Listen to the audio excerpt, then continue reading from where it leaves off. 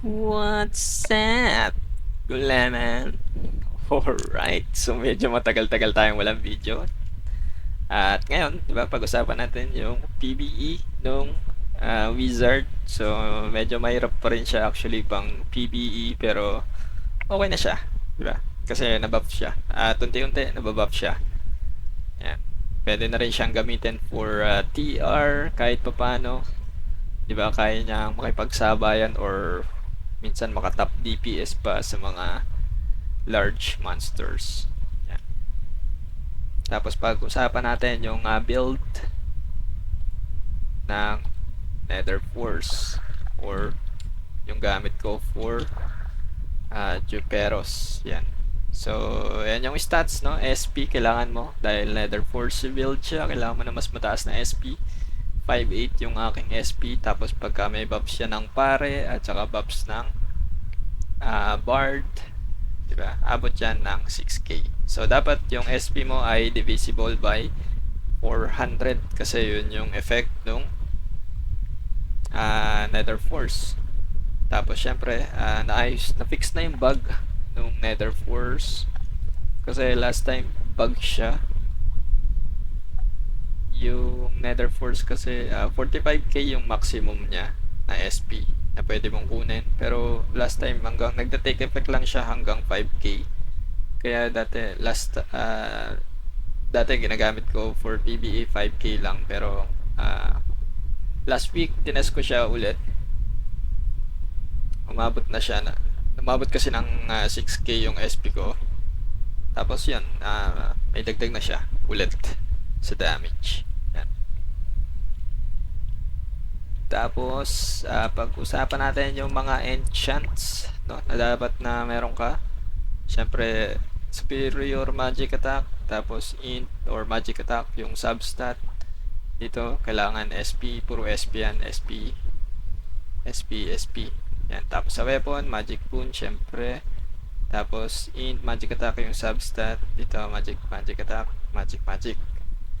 Tapos, yan, superior magic attack na may int yung substat. Dito rin sa costume. Yan. Siyempre, mas maganda yung int kumpara sa magic attack. Pero kung makakuha ka ng magic attack, okay na yun. No? Kasi yung int, nagbibigay siya ng SP. Kaya, int yung gamit kong substat. Yan. Tapos, syempre, kung PvP, magic defense na rin. Tapos syempre kung hindi divisible by 400 yung SP, 'di ba? Pwede mong bawasan 'yan at maglagay ka ng PvE technique. Pero kung divisible by 400 naman siya, 'di ba? SP yung ilagay mo. Tapos sa cards, no? Sa headgear, medyo swerte gamit ko diyan, stress. 'Di ba? So, syempre tatanong na iba, paano namin masusundan 'yan? Animal ka pala may stress yung headgear card mo, kaya pala ang taas ng DPS mo.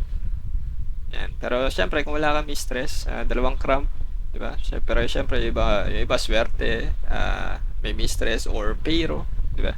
I-tear up mo 'yan. Tapos dito moonlight, yung dalawa gamit ko, small multiplier. Tapos doppelganger. Bakit mo kailangan ng doppelganger na naka-tear up? Para yon sa max SP. Yun lang yung silbi niya.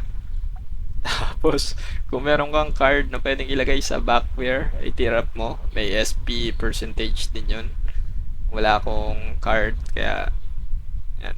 At pinalit ko kasi sa sa moonlight yung backwear. Yung tail ba to? Backwear card ko. Yan. Kaya wala siyang laman. Teka, dito natin tignan. Tapos, ano pa bang ibang card? Sa weapon card, di ba? Gamit ko ay isang size, dalawang race. Yan. So, pwede pang tumaas yung damage ko kung matitier 3 ko tong mga to. Pero di ko naman sila priority. Tapos, Baphomet Junior, di importante, no? Ginagamit ko lang kasi to for Magic Crush or build. pang PvP ko. Tapos, syempre, importante sa boots card, yung Verit card, dalawa, para sa max SP percentage. Tapos, sa accessories, Greatest General, sa kaliwa. Tapos, sa kanan, ay rate card. Wala namang kaso kung nasa kaliwa or nasa kanan. Pero, kailangan balance yung magic damage mo at saka yung magic attack. Yan. Tapos, medals, no? Sa medals ko, no, attack lang yung priority ko, no? Kasi yung Medal of Charm, yung reduction dito at saka yung magic damage reduction, hindi siya effective masyado, no? Kaya yan lang yung meron ako. Tsaka hindi ko binibili yung mga medals, no? Kasi madali nga siyang mag-max. Tapos feathers, no? Syempre ang feathers mo, full attack or full PvE build, di ba? Full attack ka dyan. Sa defensive statue, di ba? Puro puti. Yan. Pantay-pantay lang, no? Sa defensive statue, hindi mo naman kailangan magpantay dahil yung multiplier niyan ay ayan, defensive stat. Wala naman siyang attack multiplier katulad ng attack statue na may attack multiplier. Yan. So, pantay-pantay lang yan.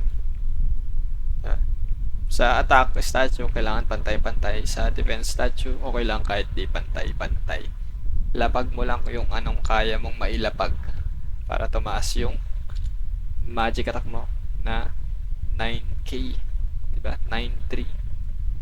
Tapos magic damage mo 200. PvE damage bonus ko 1/430. Tapos yung is damage to small ay 48%. At saka yun lang. Plant yung ano eh. Saan yung plant? Yan, 5.55%.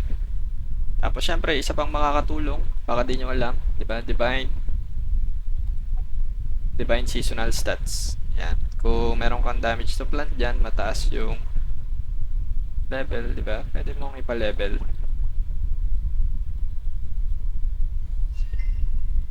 Diba? Tumaas pa. Ako nadagdagan pa yung ano ko. Magic damage.